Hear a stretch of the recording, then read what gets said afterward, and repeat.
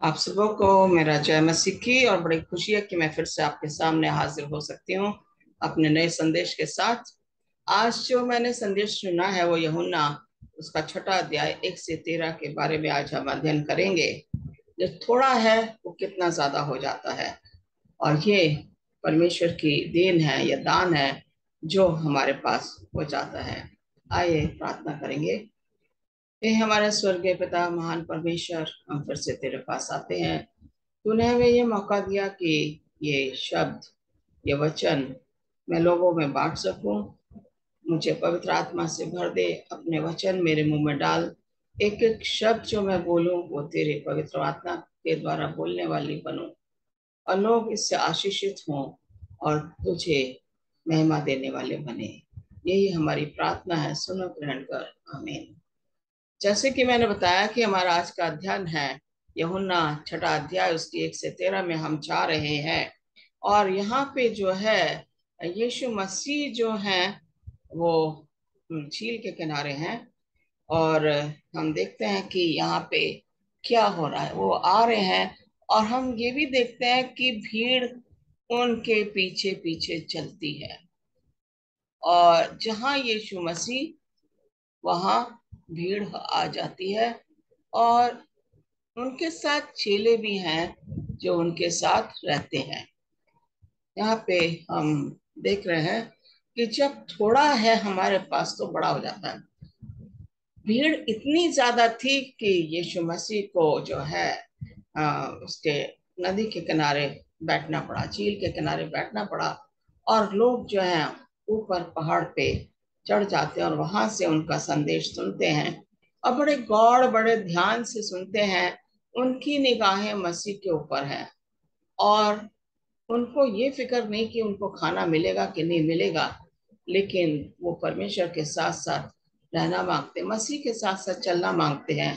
जहाँ मसीह जाता वहीं वो जाते हैं। यहाँ पे यूहन्ना उसका छठा अध्याय, और हम देखते हैं कि जब भीड़ को काफी देर हो गई तो मसीह को उनकी शारीरिक भूख की चिंता हुई, और उन्होंने जो है अपने चेलों से पूछा कि क्या यहाँ पे कोई है जो कि कुछ हो सकता है, इसमें इनको कैसे भोजन कहाँ से मिले।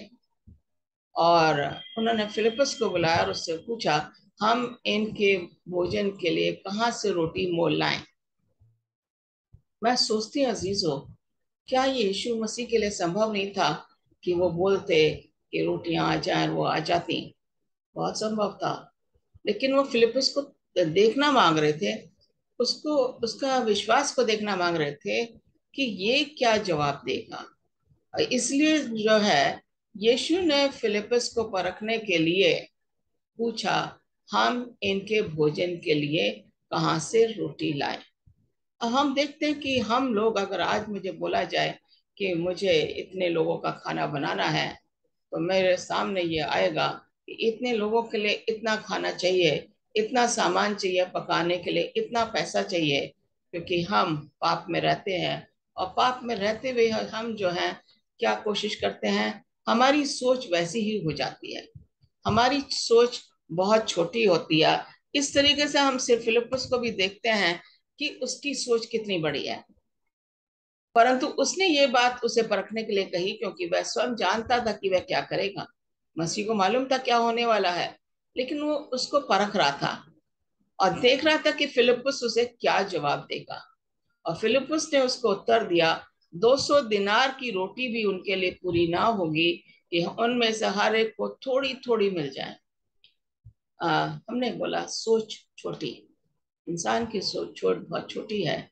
और यहाँ पे फिलिपस ने उसी सोच के मुताबिक, उसने खाली रोटी का बता दिया कि अगर 200 दिनार की रोटी भी लाएं, उसके साथ तो सब्जी भी चाहिए या कुछ और भी चाहिए।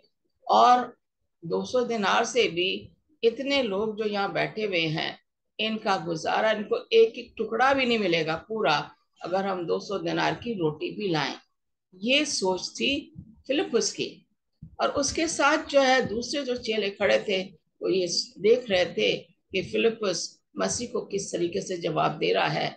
और फिलिपस जो है कहाँ की सोच रहा है, उसने ये नहीं सोचा कि मेरे साथ मुक्तिदाता है। उसने ये नहीं देखा कि जिसके जो मुझसे पूछ रहा है वो स्वयं उसकी तैयारी करेगा। उसने ये भी नहीं कोशिश करी कि जाके देखे कि भीड़ के पास कुछ पैसा कुछ खाना है कि नहीं, क्योंकि जब घर से बाहर निकलते थे तो उनके घर वाले उनके लिए कुछ के लिए खाना देते थे ताकि रास्ते में वो खाना खा लें और उनको आगे जो अपने सफर को पूरा करें। तो फिलिपस ने ये भी नहीं सोचा कि ये मसीह मेरे साथ है, मुझे क्यों ये पूछने की या ये बताने की जरूरत है। यहाँ पे कह रहे हैं कि इंद्रियास जो है, एंड्रू जिसे इंग्लिश में बोलते हैं, वो इधर उधर घूम रहा था और घूमते घूमते उसने देखा कि एक लड़का है जिसके पास जौ की 5 रोटियां और 2 मछलियां हैं, परंतु इतने लोगों के लिए क्या है। हमने फिलिपस को देखा, कह रहा 200 दिनार से कुछ नहीं गुजारा होगा भीड़ का। इंद्रियास कह रहा है 5 रोटी 2 मछलियां हैं एक लड़के के पास, उससे इतनी बड़ी भीड़ कैसे पूरा करेगी। फिलिपस के मन में शक आया, 200 दिनार में कुछ नहीं होने वाला। इंद्रियास के मन में शक आया कि रोटी तो है लेकिन कितनी है, बहुत थोड़ी है। फिलिपस कह रहा है 200 दिनार में कुछ नहीं होगा। 200 दिनार तो उसके लिए बहुत ज्यादा पैसा था, जिसने बोला कि 200 दिनार में कुछ नहीं होगा। यहाँ पे रोटियां हैं, वो कह रहा है थोड़ी हैं, ज्यादा नहीं है। हमारा टॉपिक क्या है कि जब थोड़ा होता है तो वो बढ़ जाता है। थोड़े से मसीह कितना बढ़ाता है, ये इन चेलों ने नहीं सोचा। थोड़ी देर के लिए हम सोचें कि ये भूल गए कि वो किसके पास है। अगर इनके मन में ये रहता कि हमारा विश्वास मसीह पे है, मसीह को हम बताएं। अगर इंद्रियास ये कहता कि आ, लड़के के पास 5 रोटियां और 2 मछलियां हैं, और अगर वो आखिरी फ्रेज इतने लोगों के लिए क्या है, अगर वो इसको नहीं बोलता तो बहुत अच्छा होता। वो कहता गुरु, हमारे पास एक लड़का है जिसके पास 5 रोटियां और 2 मछलियां हैं। बस इतना काफी था इंद्रयास के लिए। उसे आगे बोलने की जरूरत नहीं थी, लेकिन उसने आगे बोला। आगे जो बोला उसने, परंतु इतने लोगों के लिए वे क्या हैं, इतने लोगों में तो वो पूरी नहीं होंगी। वो उसने भी वही बात बोली जो फिलिपस बोल रहा है। उसके मन में भी शक हुआ कि 2 मछलियां और 5 रोटियों से क्या होगा। ये भूल गया कि वो मसीह के साथ है, मुक्तिदाता के साथ है, उस प्रभु के साथ है जो कुछ भी अचंभे कार्य कर सकता। वो ये भी भूल गए इंद्रियास और फिलिपस कि मसीह ने कितने मौजे किए हैं, कितने चमत्कार किए हैं, कितने लोगों को चंगाई दी है। वो चमत्कार वो चंगाई अगर ये सोचते तो ये इंद्रियास ये नहीं बोलता, परंतु इतने लोगों के लिए वे क्या है। ये अगर फ्रेज अगर नहीं होता तो हम ये सोच सकते हैं कि इंद्रियास ने बताया कि गुरु इतना है, अब आपने जो करना है ये आपके ऊपर निर्भर है। उसने मसीह के ऊपर नहीं छोड़ा, उसने अपनी सोच के मुताबिक कहा इतने लोगों के लिए वे क्या हैं।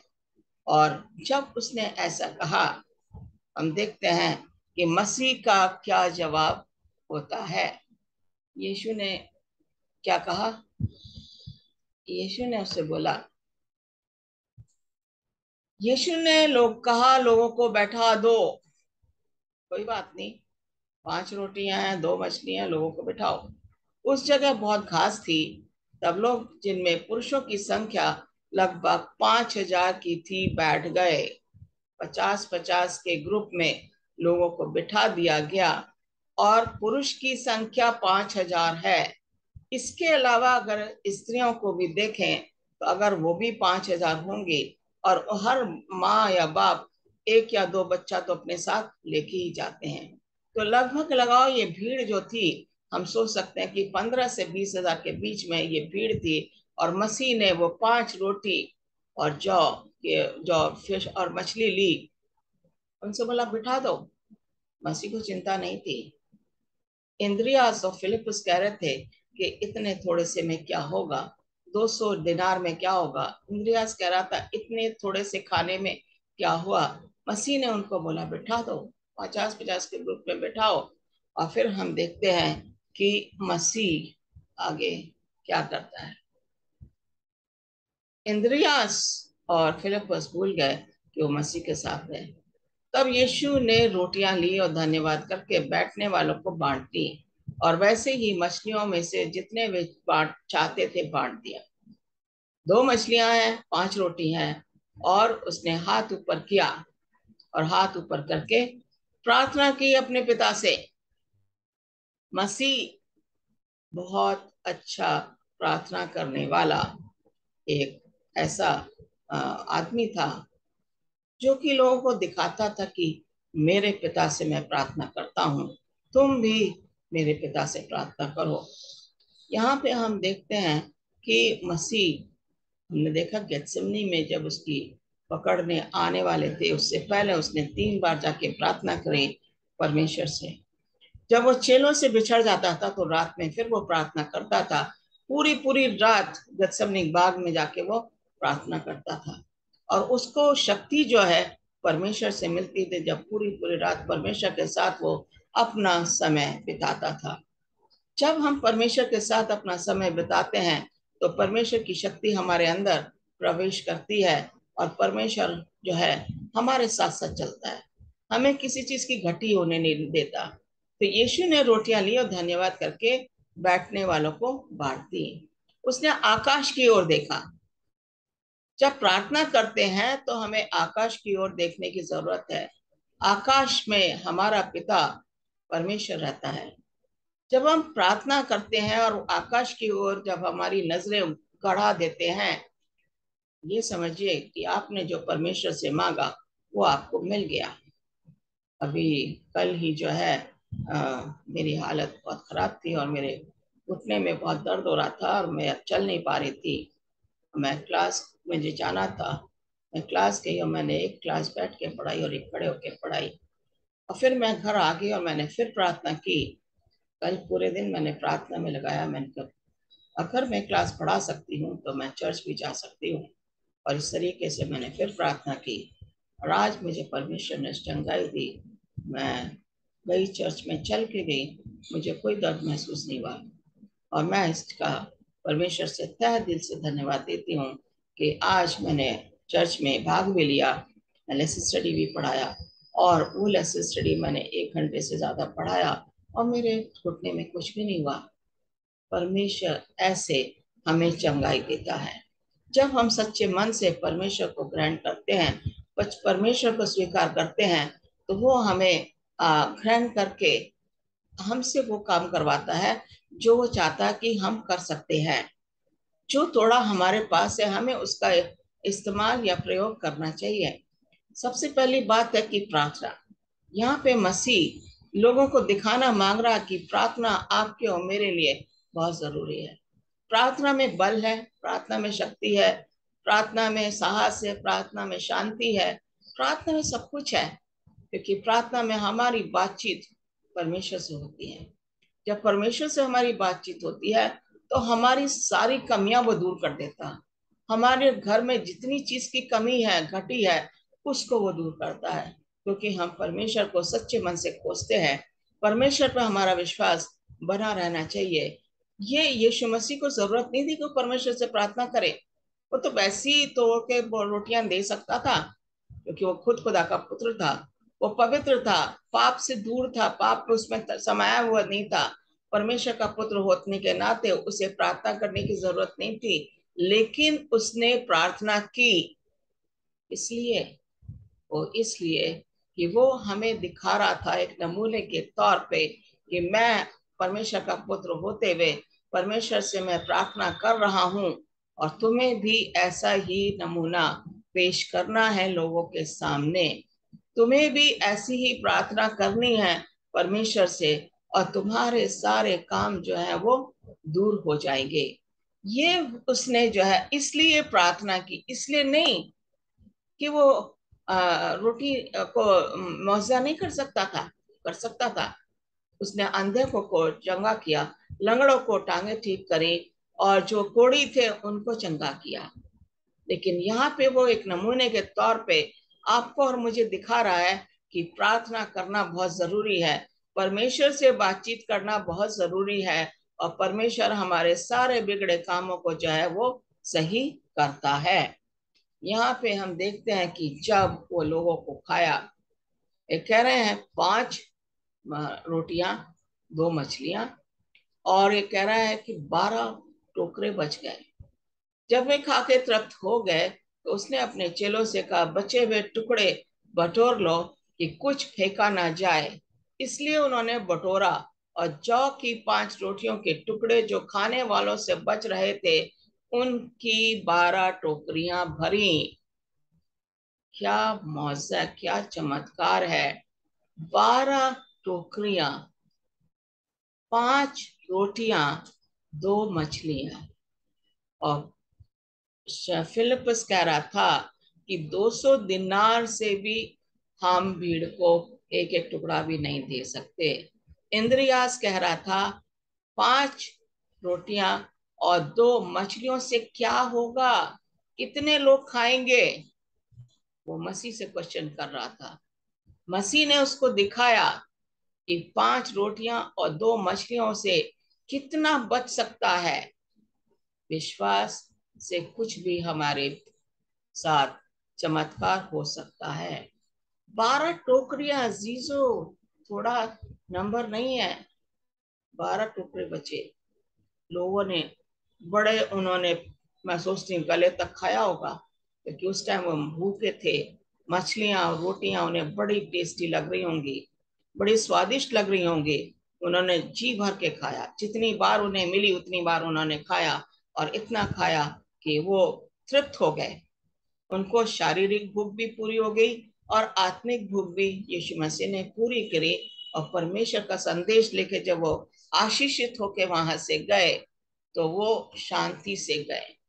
यहाँ पे कह रहा है कि हमारा परमेश्वर दयालु है। यीशु मसीह को भीड़ पर दया आई। उसने कहा, इनको मैं कहाँ जाने दूं, इनके लिए शारीरिक भोजन की भी जरूरत है। God provides through the little we have to offer. हमारे पास थोड़ा है, लेकिन परमेश्वर उस थोड़े को बड़ा कर देता है। जैसे उसने 5 मछलियां और दो मछलियां और 5 रोटियों से 12 टोकरे बचाए। अजीजों, जब हमारे घर में कोई आ जाता, हमें ये चिंता हो जाती है कि कहीं खाना कम ना पड़ जाए।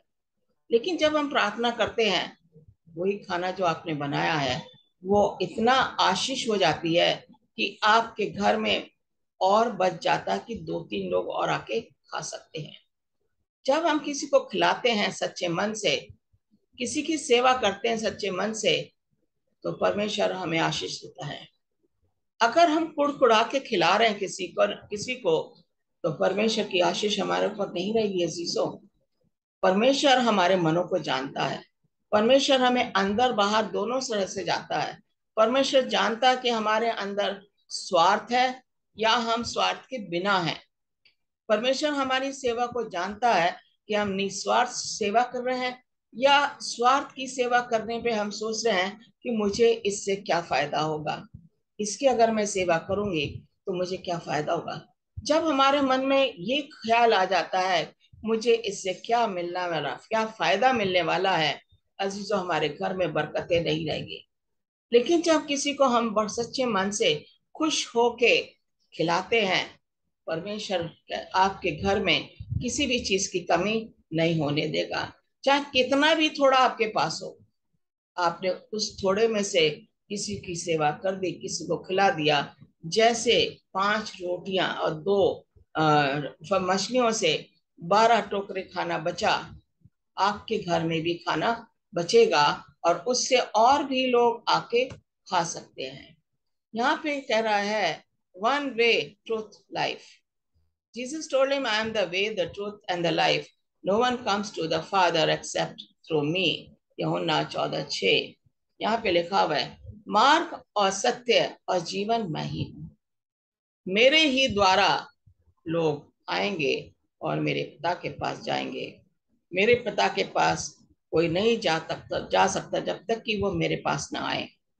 यीशु मसीह मार्ग है, यीशु मसीह सत्य है, और यीशु मसीह में ही हमें जीवन मिलता है। जब यीशु मसीह में जीवन है तो हमें मसीह के रास्ते पे चलना चाहिए, मसीह के विश्वास में बढ़ना चाहिए। जब हम मसीह के विश्वास में बढ़ेंगे तो हमारे घर में अनगिनत आशीषें हमारा इंतजार करेंगी। हमारे घर में किसी भी चीज की कमी नहीं होगी। आइए हम ये देखें कि हम किस तरह के आराधना कर रहे हैं, किस तरह का विश्वास है। क्या हमारा विश्वास इंद्रियास और फिलिपुस के जैसा है, या हमारा विश्वास मसीह के जैसा है? उसने 5 रोटियां और 2 मछलियां देखी और कहा भीड़ को बिठा दो, और 20,000 से ज्यादा लोगों ने खाना खाया और 12 टोकरे खाना बच गया। यही हमारी निस्वार्थ सेवा होनी चाहिए। आइए प्रार्थना करेंगे। प्यारे खुदाम, फिर से हम तेरे सामने आते हैं इस सच्चे वचन के लिए जो तूने मुझे पवित्र आत्मा के द्वारा दिया, और मैंने इस वचन को YouTube के द्वारा इसको मैं पहुंचाने वाली हूँ। लोग इसको सुने, इसको सब्सक्राइब करें, और ये वचन दूसरे लोगों में बांटने वाले बने, ताकि वो भी इस वचन से निस्वार्थ सेवा करने वाले बने। उनका विश्वास तुझ में बढ़ता चला जाए, और उनके परिवारों पे तो आशीष दे। उनके घरों में किसी भी चीज की कमी ना हो, ताकि वो तेरे नाम से सेवा करते चले जाएं। और हम जानते हैं कि तू ही मार्ग, तू ही सत्य और तू ही जीवन है। तेरे सिवा हम कहीं और नहीं जा सकते। यही हमारी प्रार्थना है, सुनो ग्रहण कर। आमीन। आमीन। God bless you. ईश्वर आपको आशीष दे। फिर मैं जल्दी ही अगले अगले संदेश के साथ हाजिर होंगी। आप इस चैनल को सब्सक्राइब कीजिए, बेल आइकॉन दबा के। Thank you and